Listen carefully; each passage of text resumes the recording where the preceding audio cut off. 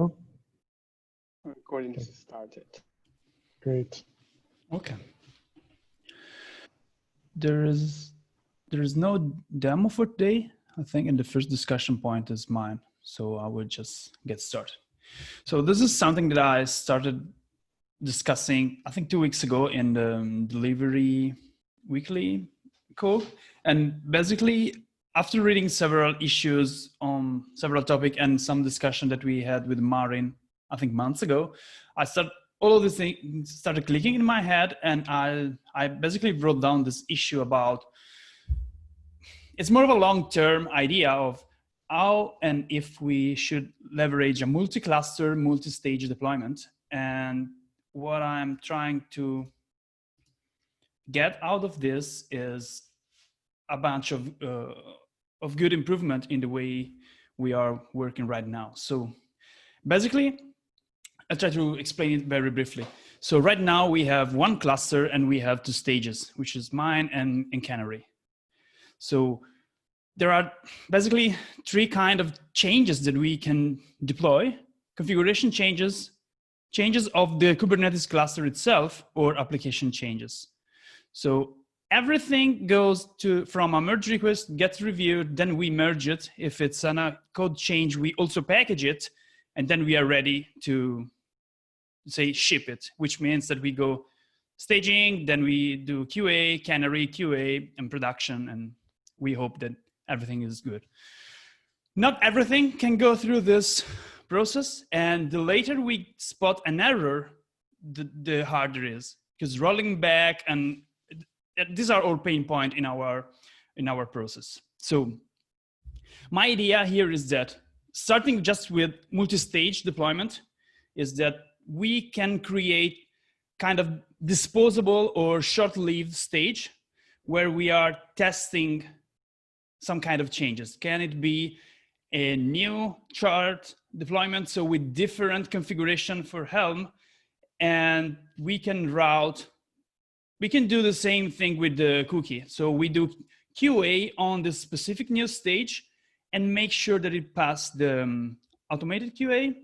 And then we can do one step more, which is doing incremental routing a percentage of production traffic. So let's say we want to change something in the Helm configuration. We are not sure about what will happen. We do this, we deploy this in the Helm Canary stage. We run the QA with the cookie, and then we say at HA proxy level, route 2% of production traffic to this new stage. And we monitor error rates and things like that. We can increase the number, and when we are happy with the results, we say, okay, the experiment is correct. These things can really be merged into master, deployed, and it's safe to do this. These things obviously doesn't work for production-wide changes. So we want to change something that is not namespace scoped, or even if you want to test a new version of Kubernetes. So on top of that, we can consider having a multi-cluster deployment. And basically we have one or more cluster, let's say one, that is designed for hosting only these short-lived stages or things like that. So that we want to test Kubernetes upgrade, we can do on this cluster, and then at HA proxy, we can, again, routing only a percentage of traffic. And basically, if something goes wrong, it's just a matter of changing the configuration at HA proxy level, and we are no longer routing there. The thing that I really like about this is that if we get there, we can also do this for code changes. Assuming there are no migration involved or things like that, basically we can extend review apps in a way that they get deployed as part of this disposable stage.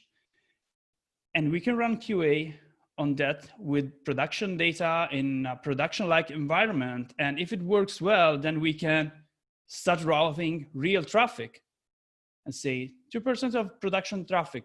This change is working well. So we are fine, we can merge it. So this is basically where I would like to go. So the ability to run not just 2 version or 4 version of GitLab at the same time in the cluster, but the ability to run multiple version of it that are just isolating a specific change, either code change, configuration change, or whatever. There are some pain points. One of this is migrations are kind of impossible to test in this scenario. The other one is the second topic that is in my list, which is sidekick affinity. So we need a way for make sure that if we schedule a sidekick job from a stage, he has to end up in a sidekick cluster running in the same stage, so that we can test also a synchronous job. But I mean, it's before we continue to stage affinity. You mentioned obviously like this kind of breaks down when we are changing actual data, as in if we have database schema changes. I'm assuming in cases where repositories would change, or the format of how we pull data from persistent data from the wherever it's stored, and in order for us to get where you're suggesting here, we have another big cultural shift to do, which is how do we ensure that our development is done in a way where the dataset changes are the ones that are isolated independently from the code, then they are executed, and then ensuring that once the code starts changing that data or doing something with that data, it doesn't corrupt it for the next set of items that are coming behind it. And that is as big of a cultural shift as CD, as big of a cultural shift as Kubernetes. And then, it requires a very carefully orchestrated effort, which again, I know that you're saying that this is like a long-term thing that we want to strive for. So are we able to get even to a first iteration of any of this in 2020, or are we far away even from that this year? And what would be the first iteration be? So my idea is that if we isolate this only for, let's say, testing Helm changes, it's something that involves a smaller set of developers, because only the part of distribution teams working on Helm charts, and it gives us a great value. And it is a way for testing this. It doesn't even require us to run a second cluster. It can just be another namespace. But it's a first step, right? So we start experiencing this idea. We start having this concept of more than just two stages and so on. And maybe we can change our mind after this experiment. Let me ask it differently then. We currently have 2 stages. One of them is obviously the main stage production. The other one has very limited usefulness. Yeah. How do we ensure that the canary stage becomes as useful to us first before we go and do more of them stages? Well, top of my mind, if we could route sidekick jobs to canary stage as well, then we, instead of because the problem that I see with canary, the way it's configured right now, is that is kind of hybrid, because several paths are kind of defaulted to canary unless you opted out for it, or everything is opting in. So it's really hard to understand the percentage of traffic that we are really experiencing on canary. And also almost every project that we are working on is kind of configured in the same way. So we don't do fast forward merging. We rely heavily on CI. all of our project looks the same, more or less. So we end up testing only the things that we are using, but there are other people on GitHub.com that maybe are using different settings, different project settings and things like that. So if we could have a more flexible canary where we can increase the percentage of traffic to it, not just saying now we are fine with canary and we just roll out to production. This maybe will be more useful.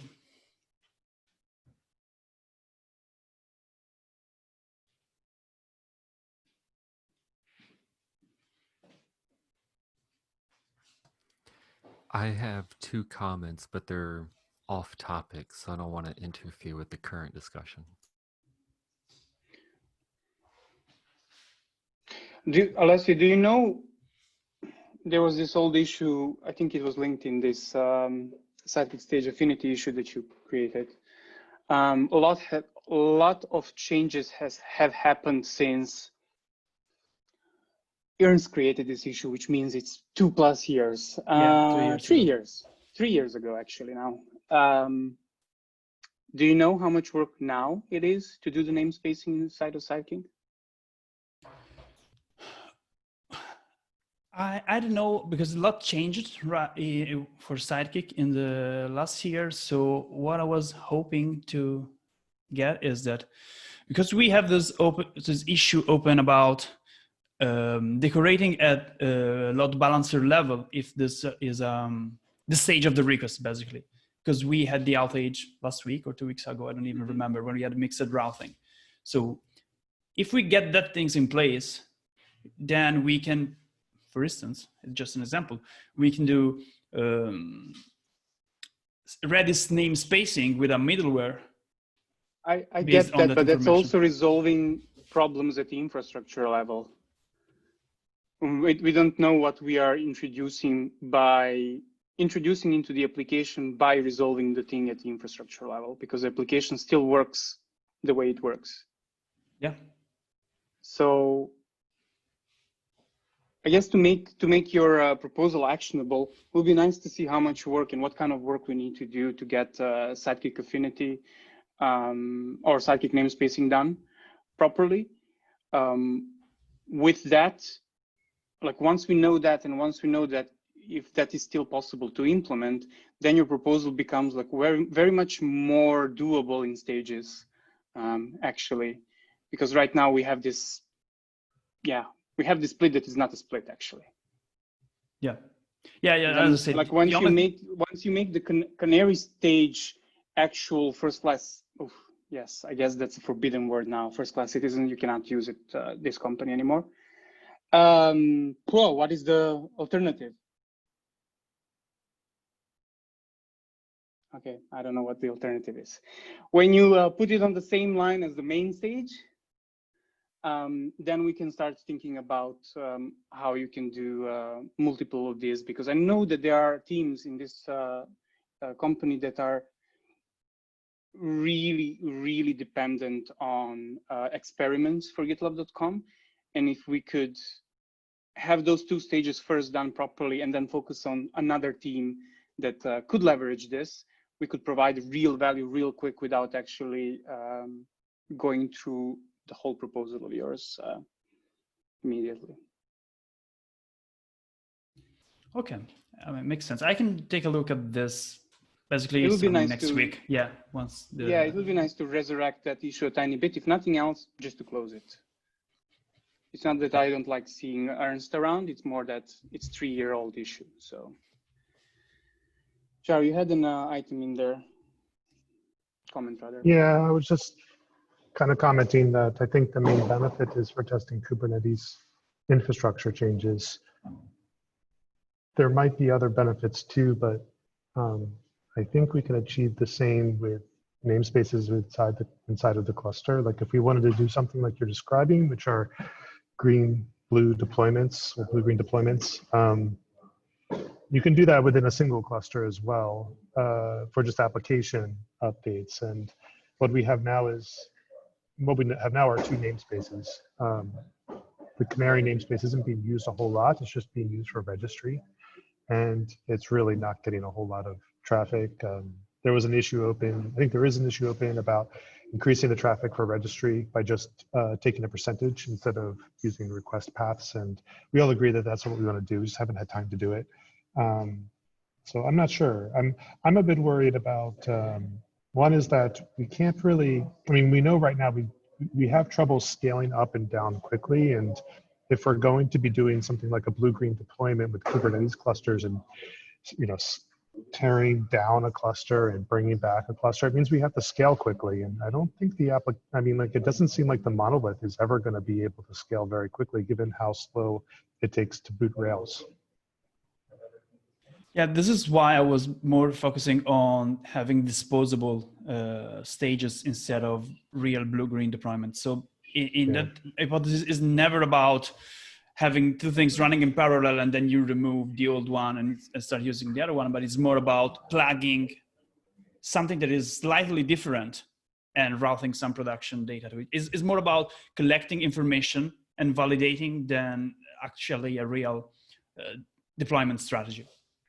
Yeah, in that case, I think like we could play around with how much it would take to spin up a second cluster.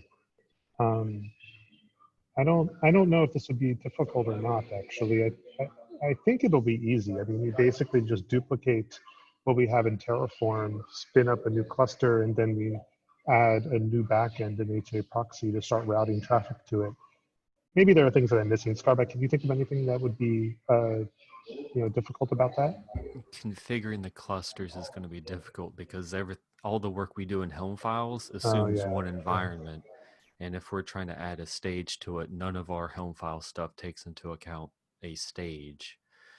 So we would run into a lot of clashing as far as being able to monitor stuff quickly. Yeah, that's true. Yeah, monitoring would be kind of messy. We would have to create another label of some sort to differentiate it, and it's probably not stage because we've already reserved stage for something else. So even stuff as simple as where those configurations are stored is shared greatly and doesn't take into account a stage as a separator. But this is a good time to actually try to probe a bit how much work it is. We haven't moved all of the workloads. If we did, then it would be like way more work. Now, given that I'm assuming on the majority of things we are currently blocked on the migration. Yes, we can do certain things, but like actual proper migration, we are proper blocked, I would say. This might be a good time to think about what kind of changes we want to make while we are handling this type of workloads in production. So Jar, you want to play with that a bit? Just I think we can. Yeah, we could. Yeah, could think about it a bit more. But Scarbeck is right on the infrastructure side. I think it's fairly straightforward. On the configuration side, yuck. We make a lot of assumptions about things, and also on monitoring, we make a lot of assumptions on things. We would have to create a new dimension for the second cluster and all of our labeling, monitoring, and configuration. And but let's think about it. Maybe I'll just create an issue and we can brainstorm. Yeah, that would be great. That would be great. Cool. Alessio, I guess the item for you is I'm curious how much outdated that other issue is about namespacing and how difficult it is. It's really hard to read because it's before the code single merges. Code base. Yeah, so lots of broken issue links, lots of broken labels, just really hard to read, just the conversation. Yeah, I know. That's why it would be great for someone to go through it and close it with, hey, here is what I picked up from the issue, and here is where the new home for it is.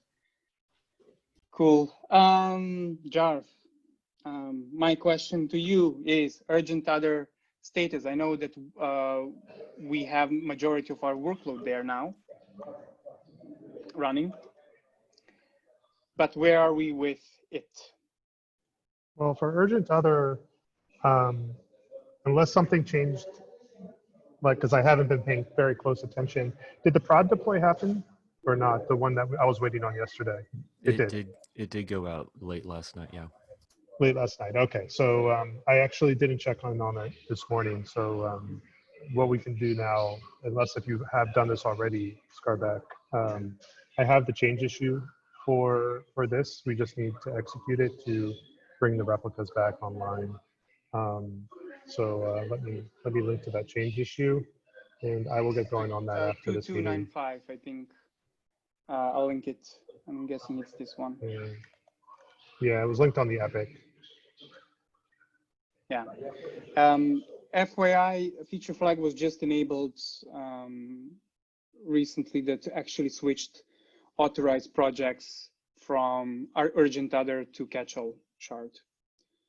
So theoretically, we should be seeing less of an impact on urgent other and more on catch-all. And we don't know what can kind enable of impact scaling that. again. Yeah, exactly. Okay. Yeah, exactly. Sure. Not today, Okay. Well, please. Not next today, week. but Next week. yes, next week. Next week. Yes. Cool. So Let me CC you on that change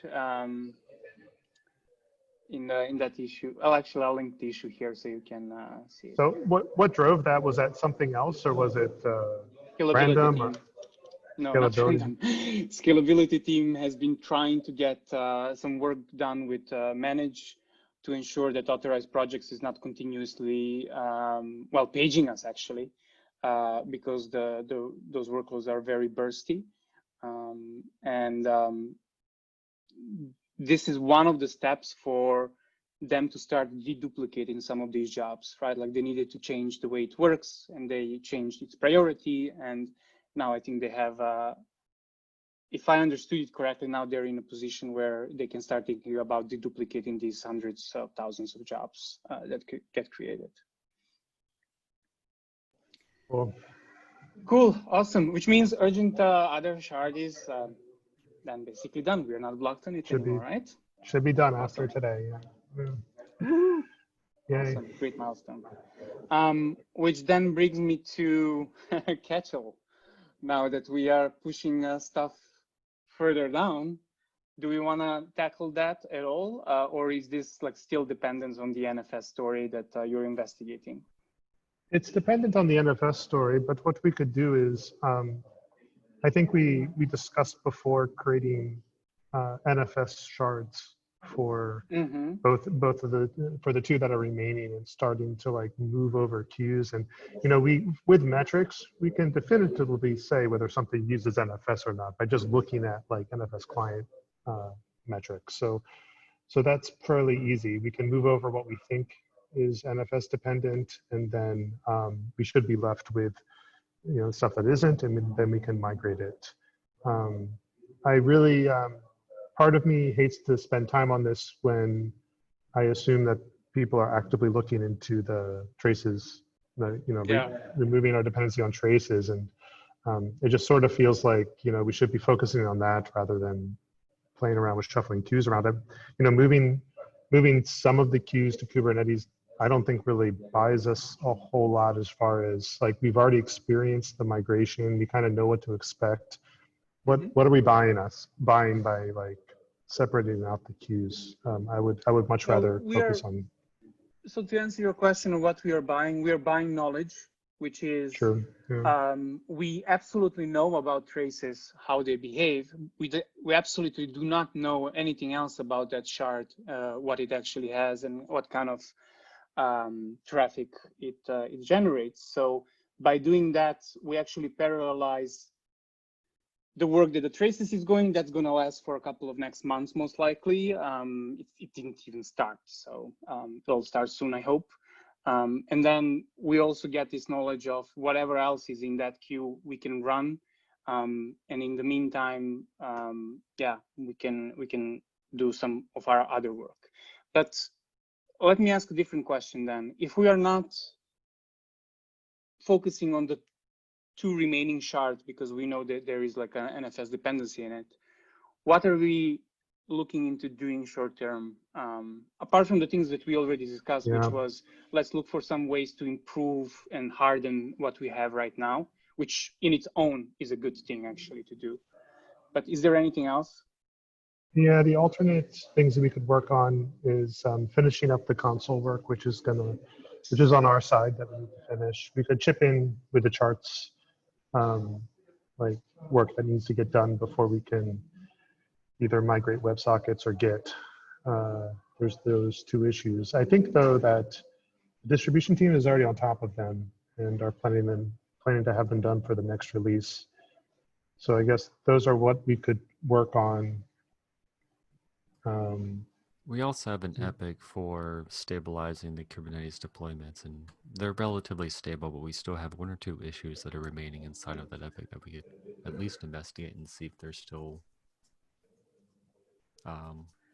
Yeah, I mean, this is something I need to finish up, which is to like start failing the k8s deploy job when it fails, and I've been monitoring it, and lately it's been looking okay. Occasionally we have failures because like some configuration change causes a deployment to fail, but other than that I haven't seen anything related to CNG that has caused it to fail. So I think we're pretty close to making that change.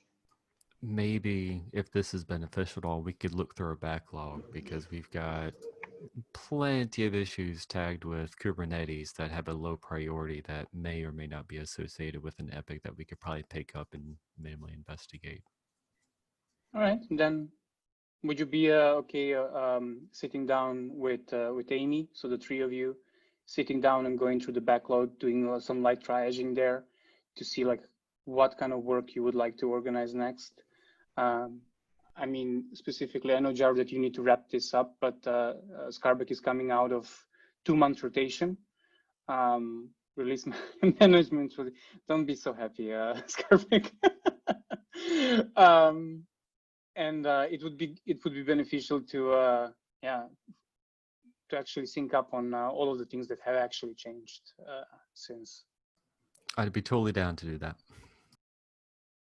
How traumatic are these release manager shifts? Like, I'm not on delivery, so I it was such a seeing everyone panic about it.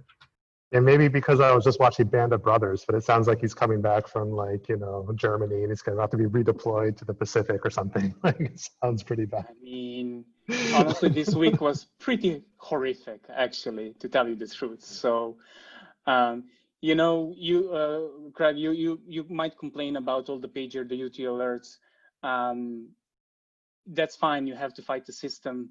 We have to fight humans as well sometimes, which is the really, really hard problem. And it's not only that something is failing, but it's your pager duty, our own stuff, and other people's stuff at the same time.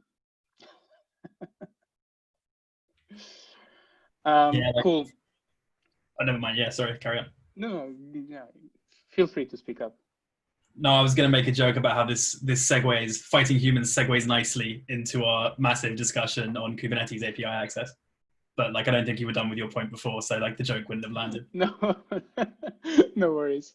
Yeah, what I wanted to say is, Jarv, we had some discussions last week or the week before that, I don't even remember, where we recognized there are a couple of items that we would like to do right now to harden the cluster and to make it to pay off some technical debt that we accumulated in the past 2 months while rushing some of these sidekick queues in. I know that you created those issues, but for the life of me right now, I cannot remember what those were. Could you maybe dig that out and just paste it in the doc so I can kind of remind myself, and then you can use that as a starting point for the discussion with Amy on what exactly you would want to tackle this very moment. Sure. Cool. All right. I do need to drop out, and sorry, so feel free to continue this discussion. I'll chat with you all later. Cool, sounds good. So, so I guess maybe Skarbek, the three of us can meet early next week to discuss some of the next steps for The k8s migration. I'll put some time in and share it Yeah, out. sure. Alessio or Craig, if you want to join, then feel free. Yeah, maybe. I'm kind of a weird tag along for some of this stuff. I'm Kubernetes adjacent, but I'm not a delivery team member. More the merrier. Cool. I'll put something in. Cool. So next up is this discussion about tooling. And we had a really good talk this morning with Grain.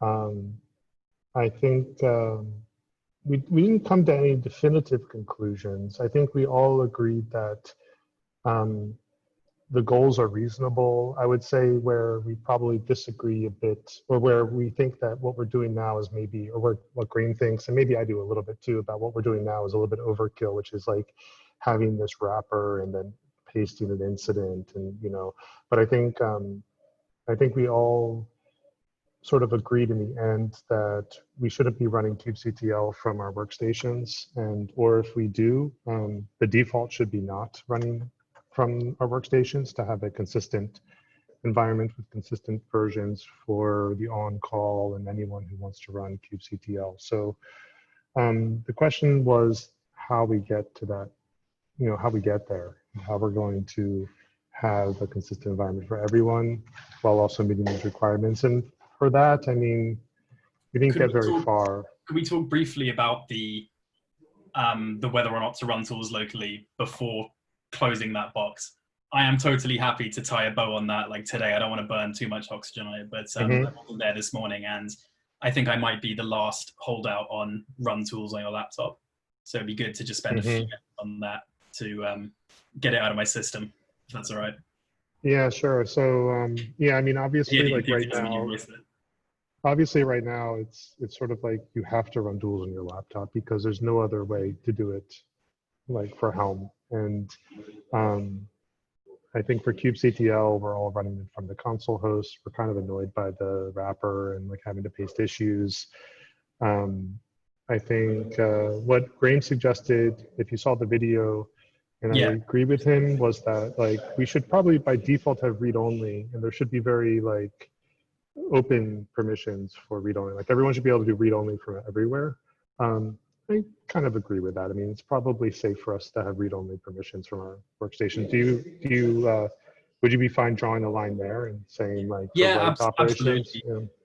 Absolutely. The only thing that's front of my mind that I would really like to push quite hard today is, while we develop such a system, I really want to endorse the use of SSH tunnels to access the APIs. So I get why we're not opening it publicly. In fact, I think none of us disagree on any of the facts or points in the pro and con column, right? We just weigh them differently. So if you scroll down underneath all of the, underneath yours and Graham's gigantic messages, I've written a slightly shorter one, which kind of summarizes some of what I'm about to say. The console boxes and that wrapper, I really fail to see how continuing with that, like if I want to access Kubernetes right now after this meeting, I'm completely incredulous that that is a superior way to do it than opening an SSH tunnel for now. By all means, let's open issues and begin to work on smarter systems and having scoped access and better audit trails and all of that stuff. But I would like to come out of this meeting with some resolution not to put our prod credentials on non-prod console boxes and awkwardly juggle kube context between like org CI and ops that don't have console boxes. There's no one-to-one mapping of console to cluster there. I did watch the video and I did read the comments, but it's a lot to digest. It's possible that I'm treading ground that's already been trod, but what do people think of that? Well, I'll start by saying I think you're right. There isn't a one-to-one mapping of consoles to clusters. And I think where we landed this morning was that using the console boxes probably just doesn't make sense, and where we probably want to have, we'll probably want to have our like per user console boxes, possibly per user, per environment console boxes, or at least have a division between production and non-production. Yep, that sounds that sounds totally reasonable, as does the read-only.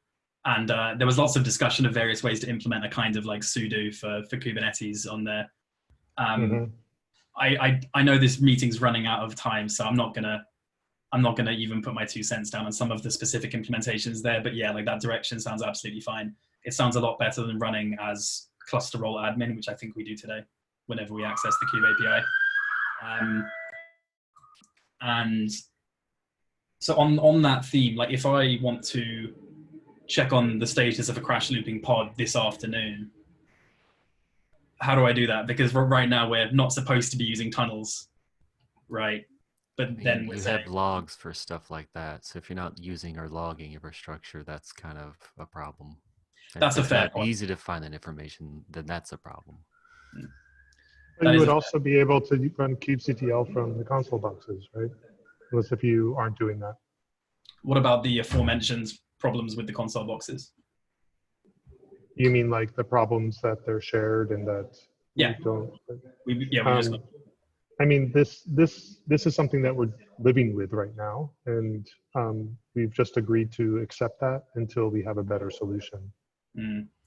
See, as an access, when it comes to accepting something till we have a better solution, don't forget using an SSH tunnel and then authenticating with GCP through that, access-wise, is exactly the same as using a console box, but without leaving your private key on that box. Now, footgun-wise, like targeting the wrong cluster, it's not quite the same. It's also not quite the same when it comes to like endpoint security, like if you assume the laptop is compromised. But I don't think that last part has been really fully evaluated, right? Like if the laptop is so compromised that accessing the Kube API through it causes problems, then so will SSH, even with the YubiKey. Yeah, I mean, I think, you know, we're making compromises here. You know, we also have system account SSH keys in places that we all have access to. Sure. And those boxes could get compromised as well. I think, you know, I don't know, to further the war analogy from earlier, I think you go to army, you know, you go to war with the army you have, not the army as you want. And this is kind of like... This is also an army we have, right? We have SSH access. Well, okay, so yeah, you're true that we do have SSH access, but we sort of like, this was a corrective action for the problem where it was easy to cause issues production by, you know, connecting to prod unintentionally. And understood. That's what I referred to as the foot gun issue. This is it's more than a little mitigated by having to explicitly open a tunnel to a console in an environment that matches the API server. So it is a kind of Kubernetes system. It's not perfect. I'm not saying that, I'm not sitting here stubbornly arguing that this is what we should be doing in a year's time, but I am strongly arguing that we have two systems today, right? We have SSH and a leave your key in the box, or we have open a tunnel and use the tunnel. These systems both work today, and they both work via identical authentication mechanisms. I'm advocating we use the one that I'm arguing is objectively superior in most ways. I suppose if we're talking about the foot gun, it's maybe not quite as good as using the console box because you have to get the shell on the console, see the prompt, and then paste in the invalid command after logging in. So, but I'm trying to not fall back on a clunky, insecure system because we're making the wrong assumptions about it somehow being more secure, because it isn't. It was really never about security. It was more about the foot gun problem and also having a consistent way to run kubectl and consistent version of kubectl.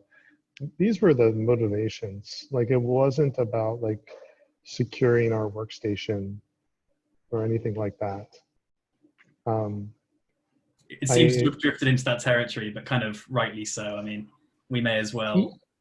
But yeah, I mean, I think at the time we kind of realized it was not ideal from a security perspective, but it was like, you know, thought that we would probably figure out a better solution soon, and we just didn't. But it sounds like now we are. I think like it's important for consistency that we're all doing the same thing. And right now the console is the only way we should be accessing prod. I mean, that's what we all agreed to. We can change that, and that's why I'm sitting here making this point. Like, as I've said repeatedly, this mechanism works. I tested it, but I'm trying not to use it because I agree with you that we should agree a process and not silently subvert it. This requires no work. It's something we could switch to just by saying yes and then working on the system tomorrow. Well, not tomorrow because tomorrow's Saturday. Yeah, and I do have some concern about running Helm too, because we really don't have a good story for that. And if I had to run Helm against prod, I'd probably fumble around with SSH tunnels. You have to today, unless you're going to drag Helm down to the console box. Exactly. Yeah. Which you could probably do, to be fair. I've not tried. Which I have done actually in staging. I've tried that and I failed at that, so that's a surprising fact. It works for me, but anyway. I mean, talk about the danger of running the wrong Helm version. If we're set up with ASDF and are in the directory with the tool versions file, then a tunnel method with your local environment is safer than pulling the correct version of Helm every single time you use a fresh console. I suppose that's currently only once per environment, right? So you do it once on staging, once on prod, but then you'll lag behind, etc., etc. You get my point? Yeah, I see your point. I'm just, I guess I'm most interested in the next thing we're going to do to improve this, not changing what we do now. I mean, I understand that like there's some benefits to changing the way we do things now because we'll all be doing the same thing and, we'll have, maybe more flexibility, but. So let me give you an example. Earlier today, I had reason to check how many Prometheus pods were actually running in the production GKE, not how many were declared. I saw that value. And that seems like a good use case for read-only API access. Like, I know we should be trusting our automation and not doing a lot of out-of-band manual API access. Like, I totally buy that, but we're just not there today. And things like that are quite a common part of our workflow at the moment. Sure, yeah. And could be massively accelerated by just giving the thumbs up to the tunnel. Like, the only reason I'm being so stubborn about this is because it works and it's identical to not using the tunnel. Yeah, but I mean, I've been doing this part of my daily workflow as well, and every day I'm like just SSH to the console machine, and I do kubectl. And if you don't do writes, then it doesn't require an issue or anything. You just do it. Really, I swear I've been prompted with that that thing for just get pods. No, it shouldn't say it. You have to put the arguments in the precise order. If you try to put, say, a flag before the command, it'll complain because it's not that smart of a wrapper script. But just to add another comment to this, like, we have an established workflow, and I know you're wanting to change it, but this was put in place to prevent the shotgun to your foot situation. And if we run into that situation again, despite our current workflow, you're going to find yourself in hot water. And I don't want to see that happen to anybody. All right, no problem. This is bizarre, frankly, but let's move on. Let's get off this. I think I'm the only one on this side of the wall. So well, I think we all kind of agree with you, but we all sort of just want to fix kind of like let's try to make this better. Yeah, let's work on. I agree with Jar. We need to work on the long-term solution versus changing what we have now. Yeah, just one final clarifying point. The change would just be giving a thumbs up, not actually implementing any change or testing any change. But yeah, let's move off of this and on to the next thing. So there was a lot of stuff discussed about implementing sort of better consoles in the video. What were some of the front runners? I lost the thread on 1.5 times. Sadly, I mean, we didn't really get to any definitive conclusions. I thought maybe as a first iteration, we can just start spinning up per user console machines and for SREs. And they could even just be permanent for now and make it so that each SRE only has SSH access to their own server. We do the necessary peering to have like maybe production and non-production set. I don't know where these would live. They could live in the ops instance, and then we could do the VPC, because ops is already VPC peered with everything, so we could just use firewall rules to allow access from certain box or certain fleet of boxes to prod. And then I don't know, it feels very old school, like I'd probably like configure these things with Chef. It's not great, but this would be one way we could do it. I know we're getting dangerously close to implementation detail in this meeting. I would worry about like latency on getting one of these consoles if we chef them up. Like if the box is freshly provisioned and has to be chefed before the shell access works, like with the correct version of Helm file, kubectl, and with, I guess, put a pin in whether or not it'll have credentials in place. That's probably not really workable. We'd have to like dump all our credentials in a chef secret or something. But even that is a bit worrying. Are there plans to, would it be insane to have I know this came up on the video as well, to have one of our Kubernetes clusters, probably not ops, but some access cluster, have public internet API access and use that to provision console pods from a Docker image with all this correct tooling, or would that be a kind of Trojan horse that undoes all of this work? Yeah, I don't know. It does sound kind of like a Trojan horse, like, because it's like, you would probably want to lock down access to that cluster, and if you had that accessible, yeah. So we built various types of developer console at my last company, which was a fintech company. We built 2 classes, one more traditional one that we're talking about now to be used by developers just to get a shell with direct network access to various resources like the database and other fun, dangerous stuff like that. And another for people whose job it was to do like auditing for bank stuff. And we implemented those as interactive Kubernetes pods, but that was because our production cluster had open API access. So I was kind of thinking of a system like that, but in a Bastion cluster, in a peered VPC with production. I don't know if that's any more or less dangerous than just any form of Bastion. I'd need to think about it separately, I guess. Yeah, I don't know. I don't know either. And I don't know whether like we would still require tunneling. If we had individual console machines, would we still require tunneling through the Bastion to get to them? Maybe we would, I don't know. At the moment, it sort of depends, doesn't it? I'm not sure actually. Yeah, so I would say like the most boring first iteration I can think of would be to spin up a bunch of console nodes in Terraform in the ops project, have 2 subnets, one for production, one for everything that's not production, peer and set firewall rules appropriately. And then this is the place where we do our Kubernetes like stuff, where we need to do it on the terminal. Maybe we also use it for Rails, although Rails is tricky, right? Because for Rails console, it depends on the application that's running, so you have to deploy to it as well, Yeah, so don't forget that once you're in a network that has API access, like once you've already gone onto some Bastion and you're looking at the Kube API, a Kubernetes interactive pod with a TTY is not transported over SSH or anything. It's just forwarding standard out and standard in directly over TCP. So you could implement Rails console as just kubectl run. You could implement basically all of these things as kubectl run once you've already SSH. That's true. And in fact, that's true. In fact, these consoles, arguably, this isn't me subtly reopening the fight for local access, they arguably could be initiated over SSH and tunneled. But let's put that in an issue. And this isn't just some Trojan horse way to reintroduce that idea. And it also doesn't help with direct access.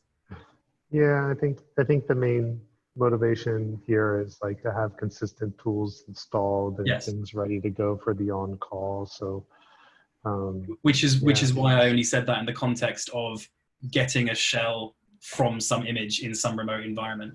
This isn't opening a tunnel to run your own tools over TCP through. This is opening a tunnel to transport encrypted kubectl run traffic, and then the tooling you're running is remote, not local. Right. That could actually work really well. So anyway, so I think this is kind of where we landed in the call this morning, and we kind of decided, okay, this might work as a first iteration, but then we have to find time to do it or discuss with reliability who's going to work on it, because I think there's some overlap here for console access. So yeah, that's kind of where we are. All right. I mean, I think we need like an epic for this, or at least a big discussion issue to plan out an implementation. Probably, yes. I can maybe take a stab at sketching out the epic for this very boring Terraform solution. Yeah, I think we should just spike a few things, like jot down whatever ideas that we've got. Let's divide up the spikes and just see what it actually looks like, rather than try to visualize it on paper too much. Yeah. Cool. Does anyone else have any comments? Since we're way over, we should probably end the call.